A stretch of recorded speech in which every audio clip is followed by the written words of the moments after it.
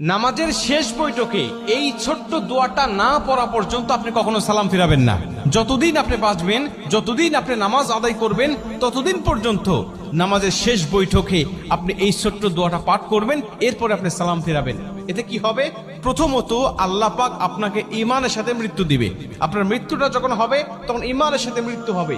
আর কোনো ব্যক্তির মৃত্যুটা যদি ঈমানের সাথে হয়ে যায়, ভাই, ওর দুনিয়ার জমিনের কিচ্ছুর প্রয়োজন নাই। কারণ শেষ মৃত্যুটা তার হয়েছে ইমানি অবস্থায়, মানে সে মুসলিম হয়ে, ইমানদার হয়ে সে দুনিয়া থেকে বিদায় নিয়ে চলে গেছে। ওর কবরেও শান্তি, পরকালেও শান্তি, হাসরে, মিজানে, ফুলসিরাতে প্রত্যেকটা ধাপে সে মুক্তি, এবং আল্লাহ পাকের কমপক্ষে 10টি পৃথিবীর সমান একটি করে জান্নাত তার জন্য আল্লাহ ওয়াজিব করে দিবেন। কারণ শেষ মৃত্যুটা তার হয়েছে ইমানি হালতে। সাহাবীদের মধ্যে অনেকেই ছিল যারা শেষ অবস্থায় ঈমান গ্রহণ করে তারা জান্নাতি হয়ে গেছে।